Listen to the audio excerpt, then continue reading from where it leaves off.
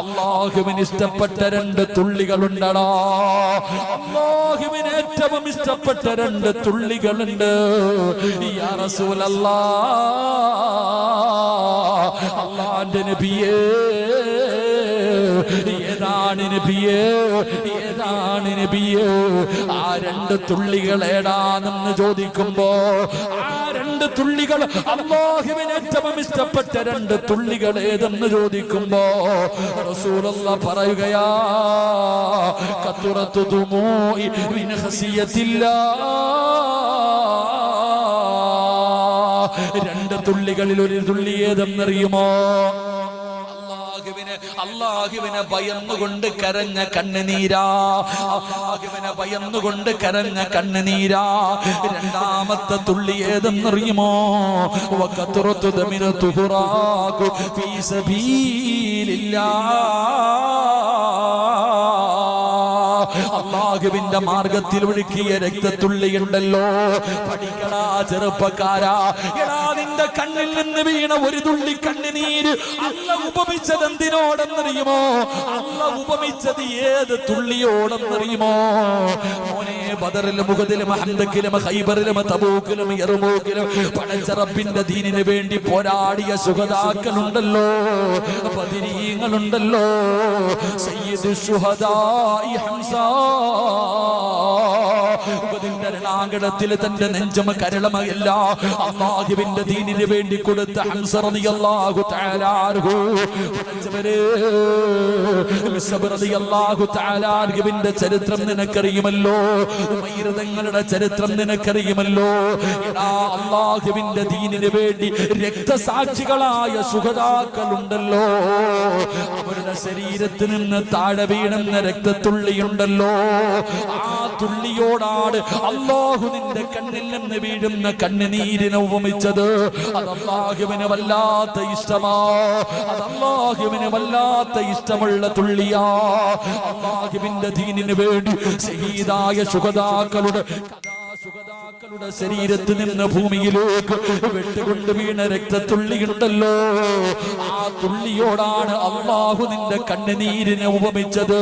അത് അല്ലാഹുവിന് വല്ലാത്ത ഇഷ്ടമുള്ളതാണ്, അത് വല്ലാത്ത ഇഷ്ടമുള്ളതാ. അതുകൊണ്ടാണ് മഹാനായ സയ്യിദുനാ ഉമർ ഇബ്നുൽ ഖത്താബ് റളിയല്ലാഹു തആല അൻഹു അവിടുന്ന് വല്ലാതെ കരഞ്ഞു പോയത്. ഉമർ തങ്ങൾ വല്ലാതെ കരയുമായിരുന്നു. പടച്ചവനെ, അബ്ദുല്ലാഹി ഇബ്നു അബ്ബാസ് റളിയല്ലാഹു തആല അൻഹു പറയുകയാ, മഹാനായ ഉമർ ഇബ്നുൽ ഖത്താബ് റളിയല്ലാഹു തആല അൻഹു ആ ഉമർ തങ്ങളുടെ ജനാസ കുളിപ്പിക്കുമ്പോ പടച്ചവനെ, ഉമർ തങ്ങളുടെ മുഖത്തൊരു പാട് കാണാ. അവര് പറയുകയാണ്, ഉമർ തങ്ങളുടെ മുഖത്തിൽ ഇങ്ങനെ ഒരു കറുത്ത പാട് കാണാ. ഏത് പാടെന്നറിയുമോ? അല്ലാഹുവിന്റെ അദാബുകളെ കുറിച്ച് ഓർത്ത് കരഞ്ഞിട്ട് അവിടുന്ന് കണ്ണുനീരൊലിച്ച പാടാ. ഉമർ തങ്ങളല്ലോ, രാജ്യം ഭരിക്കുന്ന ഉമർ തങ്ങളല്ലോ, പാതിരാത്രിയുടെ നിശബ്ദതയിൽ തന്റെ വീടിന്റെ റൂമിന്റെ അകത്ത് കയറിയിട്ട് ചാട്ടമാരെടുത്ത് തന്റെ ശരീരത്തെ തല്ലിയിട്ട് ഹസിബൂ ഖബില അൻ തുഹാസബൂ, വിചാരണയ്ക്ക് മുമ്പേ വിചാരണ ചെയ്തത്. കരയുമായിരുന്നു, കരഞ്ഞ പാടുകൾ. ആരാ? ഉമർ തങ്ങൾ. റസൂലുള്ളാഹി സ്വല്ലല്ലാഹി അലൈഹി വസല്ലമ തങ്ങളെ കൊല്ലാൻ പോയ ഉമർ.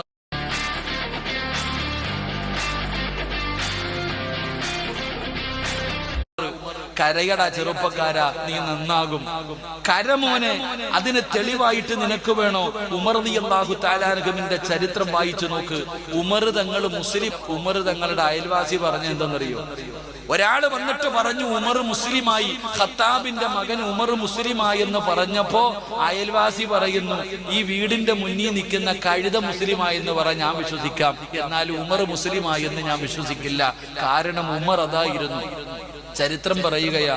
ഉമർ റളിയല്ലാഹു തആല അൻഹുവിന്റെ ജാഹിലിയ കാലഘട്ടത്തിന്റെ ചരിത്രം പറയുന്നു. ഭയങ്കര ധൈര്യശാലിയ. ഒരിക്കൽ ഇങ്ങനെ നിൽക്കുമ്പോ ഉമർ തങ്ങളുടെ കൂട്ടുകാര് പരസ്പരം അങ്ങോട്ടും ഇങ്ങോട്ടും തർക്കം. എന്താ തർക്കം എന്നറിയോ? ഒരു ഗർഭിണിയായ പെണ്ണ് നടന്നു വന്നു. കൂട്ടുകാരിൽ ഒരാൾ പറഞ്ഞു ആ പെണ്ണിന്റെ വയറ്റിൽ കിടക്കണത് ആൺകുഞ്ഞ. ഒരുത്തം പറഞ്ഞു അല്ല പെൺകുഞ്ഞ. ഇങ്ങനെ രണ്ടുപേരും കൂടെ തർക്കം കൂടിയപ്പോ ഉമർ തങ്ങൾ ചെയ്ത എന്തെന്നറിയോ? ആ പെണ്ണിന്റെ വയറ് കുത്തി കീറിയിട്ട് എടുത്ത് വെളി കാണിച്ചു കൊടുത്തു, ആണാണോ പെണ്ണാണോ. അതാ ഉമർ തങ്ങൾ. ആ ഉമർ ഇബ്നുൽ ഖത്താബ് റളിയല്ലാഹു തആല അൻഹു ഖുർആനിലെ ഒറ്റ ആയത്ത് കേട്ടപ്പോൾ നന്നായി, ഹിദായത്ത് കിട്ടി. നമ്മൾ ഇങ്ങനെ കേട്ടോണ്ട് കിടക്ക, ഒരു മാറ്റവും ഇല്ല. അല്ലാഹ് ഈമാൻ തരുമാറാകട്ടെ. ഉമർ ഇബ്നുൽ ഖത്താബ് റളിയല്ലാഹു തആല അൻഹു ത്വാഹ മാ അൻസൽ ഒറ്റ ആയത്ത് കേട്ടപ്പോഴാ മുസ്ലിമായ. ഖുർആനിലെ ഒറ്റ ആയത്ത് കേട്ടപ്പോ ഉമർ തങ്ങൾ മുസ്ലിമായി.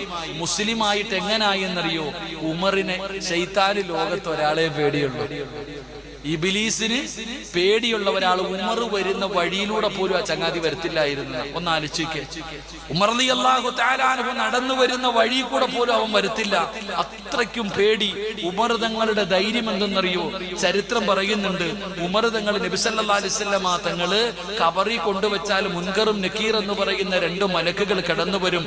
മൻ റബ്ബുക മൻ ദീനുക മൻ ഇമാമുക എന്നുള്ള ചോദ്യം ചോദിക്കുമെന്ന് പറഞ്ഞപ്പോ ഉമർ തങ്ങൾ പറഞ്ഞു അത്രേ, എന്നോടെങ്ങാണം മലക്കുകൾ അങ്ങനെ ചോദിച്ചാൽ.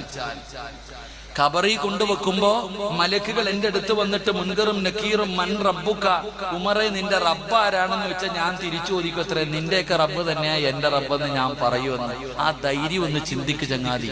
അതാ ധൈര്യം, അതാ ഈമാൻ, അതായിരുന്നു ഈമാൻ. ഉമർ ഇബ്നുൽ ഖത്താബ് റളിയല്ലാഹു തആല അൻഹു പരിശുദ്ധമായ കഅബാലയത്തിൽ പോയി ഹജ്ജ് ചെയ്തിട്ട് പിരിയുമ്പോ ആ കഅബയുടെ മുന്നിൽ നിന്നിട്ട് അള്ളാഹിനോട് പറയാ, പടച്ചോനെ എനിക്ക് ഷഹീദാകണം, എനിക്ക് ഷഹീദാകണം. എവിടെ കിടന്ന്? മക്കത്ത് മദീനത്ത് കിടന്നിട്ട് ഷഹീദാകണം. സഹാബികൾ ആ ദുആ കേട്ടിട്ട് കണ്ണും തള്ളി നിൽക്കുക. ഉമർ ഇബ്നുൽ ഖത്താബ് റളിയല്ലാഹു തആല അൻഹു കഅബാലയത്തിന്റെ കില്ല പിടിച്ചിട്ട് ഹജ്ജ് കഴിഞ്ഞ് പിരിയുമ്പോ അള്ളാഹിനോട് പറയുന്നു, പടച്ചവനെ എനിക്ക് ഷഹീദായി മരിക്കണം. എവിടെ കിടന്ന്? എന്റെ മുത്തി നബിയുടെ നാട്ടിൽ കിടന്നിട്ട്. സഹാബത്ത് ചിന്തിച്ചു പോയി, പടച്ചവനെ മക്കത്തും മദീനത്തും യുദ്ധമില്ലല്ലോ, പിന്നെങ്ങനെ ഷഹീദാകും? മക്കത്തും മദീനത്തും യുദ്ധമില്ല, പിന്നെ എങ്ങനെ മദീനത്ത് കിടന്ന് ഷഹീദാകും?